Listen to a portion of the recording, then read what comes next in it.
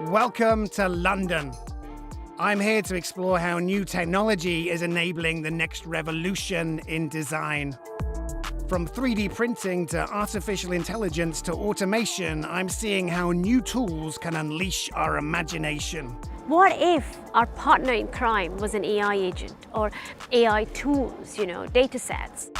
To rethink the products we make, how we make them, and what that means for our lives. These are 3D printed, made to measure, driven by data points on your face to make something more comfortable, so hopefully you keep them for longer. So again, this is design based on parameters that you set that gets generated by a computer. And has user input. I'm Tom Goodwin, a writer and speaker about technology and the changing world, and I'm here to meet pioneers challenging conventions and exploring the boundaries at the edge of design.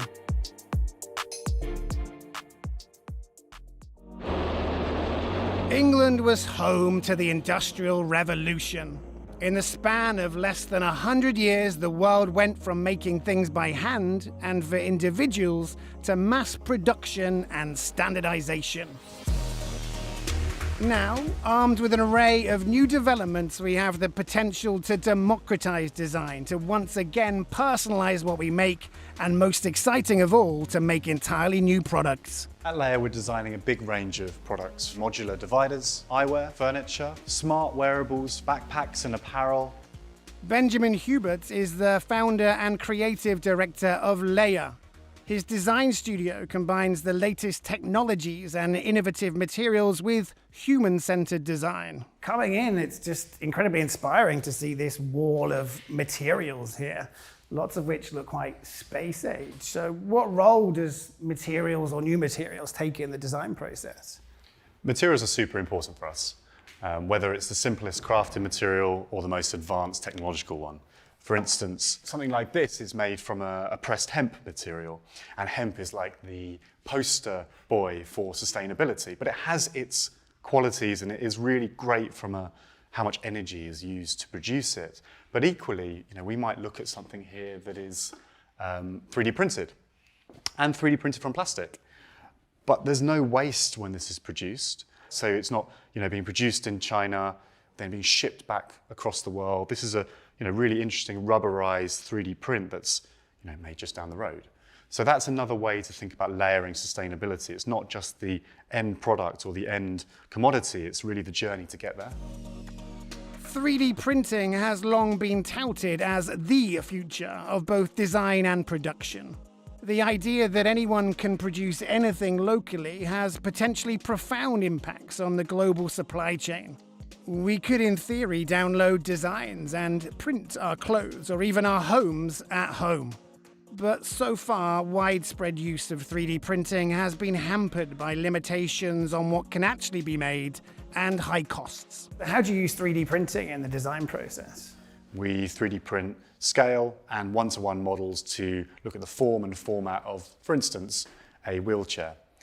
But also, we often use it in the manufacturing process. So the Go wheelchair is a wheelchair that uses a 3D printed seat, which is custom made for every single user. They get their body cast and scanned, and then that algorithm, driven by the data points on there, creates a bespoke seat, improving comfort and performance. And what does design become? Because in a way, there's maths involved with generating the final design based on these hexagons or pentagons. Absolutely. So it's algorithm-driven data points. So the data points from here, when it's 3D scanned, are fed into the piece of software. So this uses a Grasshopper-based piece of software that then generatively develops the right amount of hexagons in the right space on the right surface area to create the custom seat. Is it almost a metaphor for what the future of design could be, where some parts are systematized, some parts are personalized, some parts are parametric? I do think we're moving into an era where sort of democratizing the process through technology is becoming possible. So the agenda of one designer creating the singular expression of their point of view becomes a little bit less relevant, where we're pulling in what does everyone else think in a very kind of ethnographic, user-focused way, but also how can technology help us to design without having to predefine absolutely everything. To what extent do you think you have a kind of responsibility in a way to make technology which is additive rather than something that replaces humanity? It's a very good point. And I think humanizing technology, softening it to the extent where it blends in and disappears into your world rather than being the primary focal point all the time is the big shift in the last 5 to 10 years. It's not necessarily a status symbol in its own right anymore. The days of having a ginormous B&O system on your wall that said, I've got status, I've got wealth, I think are a slightly old-fashioned way of looking at it. And I think now we need to look at the value of a service, how much it provides a benefit, and not necessarily just inherently the status of the object itself. I loved the contrast between materials and craft at Leia and their push towards making products where the user is at the center of the design. Perhaps this approach will make more practical, long-lasting products, reducing our throwaway culture. But can this user-focused approach work in other areas of design? And what are we looking at exactly? A pavilion that was designed by local community members. It is made of a discrete building system called block type A, and it's the same building piece that's used for every single part of the pavilion. So there's just one type of piece that's reused again and again and again? One type of piece, and it is like Lego for buildings. Molly Claypool is an academic turned practitioner working at the intersection of design, technology, and community.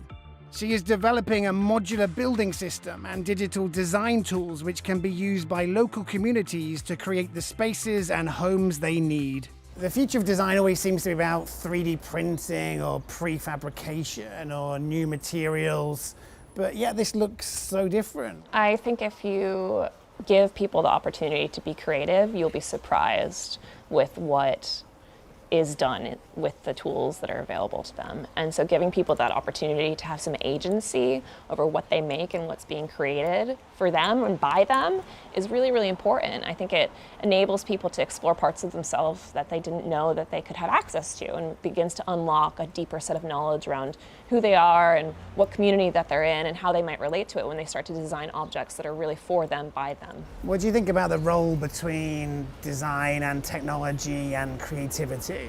Technologies that are changing design include things like AI, machine learning, things that aren't as tangible to people because they aren't objects, but they're actually processes and things that are based on data, which is oftentimes hidden behind the products that we're using or the products that we're interacting with. As we saw with many of the products at Leia, a key to modern design is the drive towards sustainability. The idea of a circular economy is a model which involves sharing, reusing, repairing, refurbishing, and recycling materials and products as long as possible. The system is designed to be circular. It's very easy to assemble together and connect together the blocks, and it's very easy to disassemble them. So the idea is that you can change whatever you've designed over time. It's this core idea of like truly adaptive architecture and truly adaptive spaces. When you look at industries that have been transformed by automation, or even any other ways that the industry has changed, something like construction and design seems to have hardly changed at all. Why is that? Design in terms of the tools that we use has changed dramatically, but the way we make things is still very much based within the thinking of the Industrial Revolution. A lot of the reason behind this is because there's cultures within those disciplines that are inherited. And that's not to say that that's bad, that inheritance is bad. It just needs to be a little bit transformed to be more open to change. Being open to change is hard, though, when new technologies bring with them so much fear and doubt. One of the technologies playing a huge role in design is artificial intelligence, but many people are still suspicious about its use and possibilities. I think design has always been an iterative process. The question is who we are collaborating with. Can we imagine collaborating with artificial intelligence? Anab is a designer, futurist, filmmaker, and educator.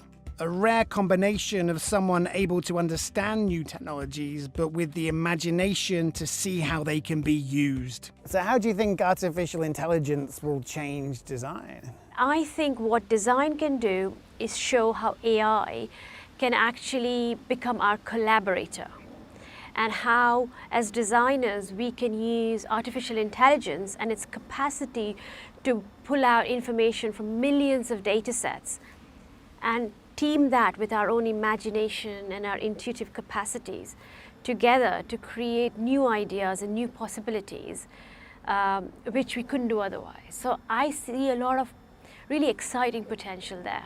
So in your work, what kind of future behaviors are you starting to foresee? One key behavior we're starting to foresee is people's real desire to take part in the climate action.